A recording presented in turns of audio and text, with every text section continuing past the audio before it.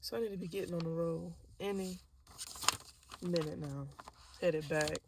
And I need to pull over to give this message because now I'm in my bag. Now I'm in my civil rights mind, a sound mind where I need to be. Now I'm have clarity and I have focus and I have a question and I have a message.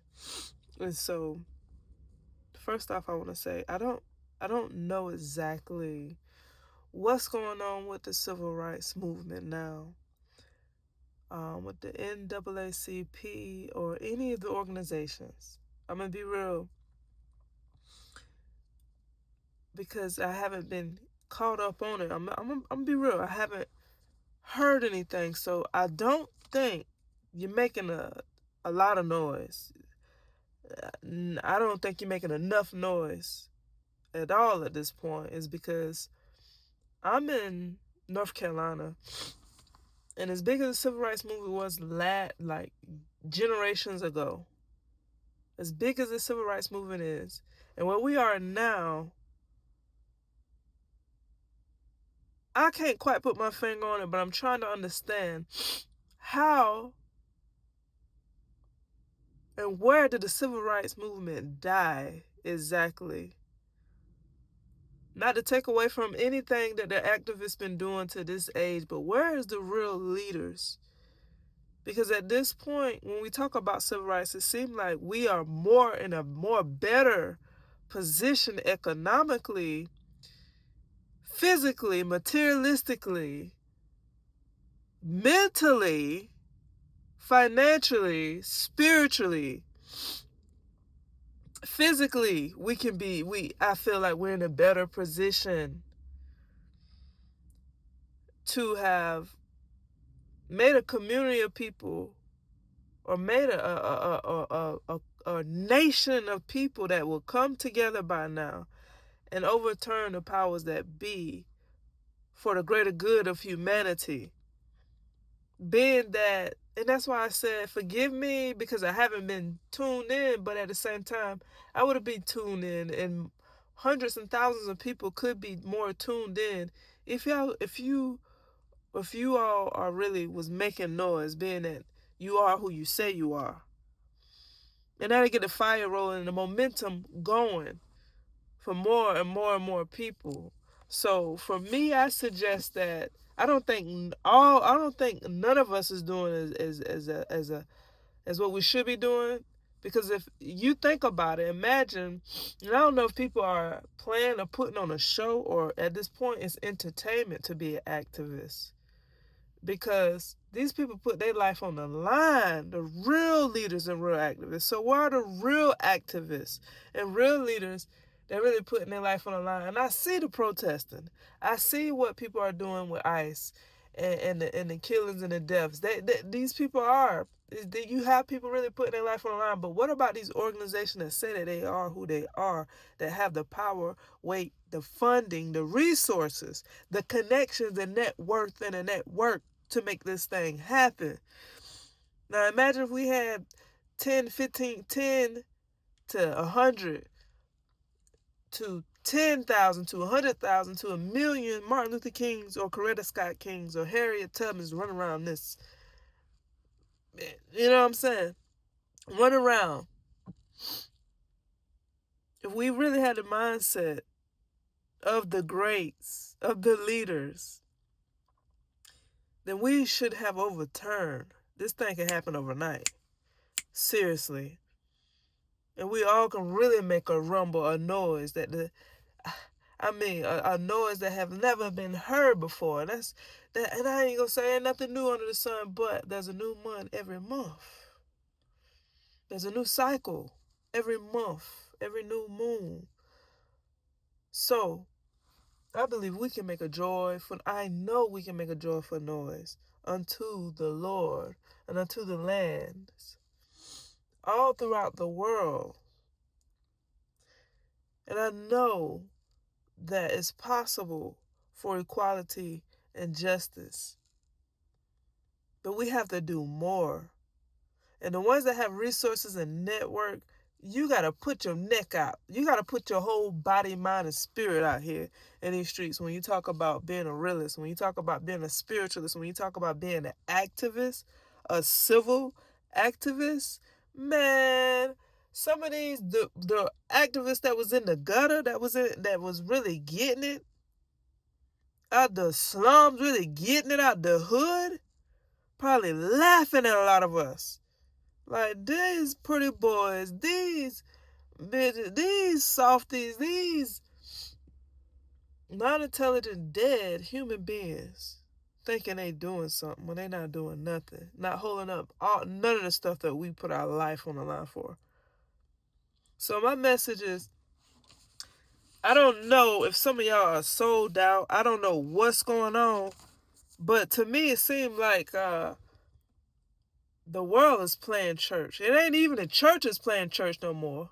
The school playing like they doing school, but they playing. It's recess in that.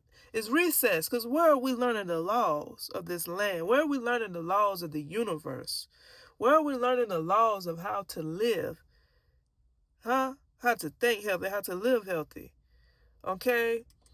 Where are we learning these things? Okay, well, now we playing church. Now the world is playing church. It ain't just going to a building. The world at large, and I'm calling out the realists. You trying to make moves, and you trying to really make. Let's team up. Let this organization team up with this organization. Let this church team up with this church, because ain't no goddamn one church have all the knowledge and wisdom. Not one preacher, not one teacher have all the knowledge or wisdom. Not one church have all the salvation. Not one church have all the love. So why don't these churches start really connecting with other churches? Since you're talking about the same God, we talking about the same creator, but I guess yours supposed to be better. Listen here, you ain't better than nobody else. I don't care who you are, where you came from, how much money you make. You not better. Like, sit your ass down somewhere. You're not no better than the next person beside you. But the one thing that will make us better is us coming together. Us uniting, us having each other back, and us standing together as one. And fighting for our rights and fighting for our life. Because it's on the line. And things is going to really start to tense up and tighten up and get more rowdy. But the people have the power. And I see so many these great speakers, people that can speak and articulate and can communicate 100 times better than I. But what are you talking about?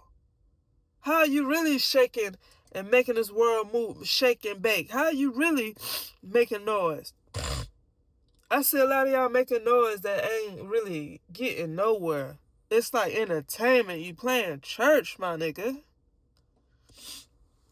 So I would say to anybody, it's time to really go on a riot, but the riot is more of a boycott.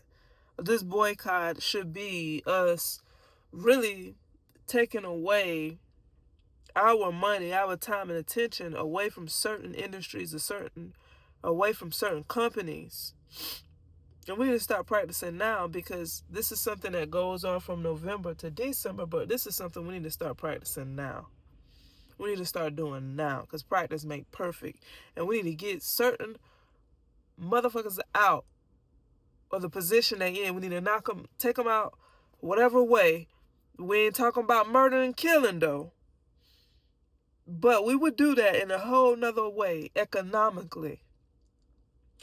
And we got so much money coming through our hands. So much money. So what we need to do is really stop supporting these companies and industries that is keeping this nonsense and chaos in the White House and over the people. Do that make any sense? So I'm sure most of you probably have heard it. Most of you probably haven't.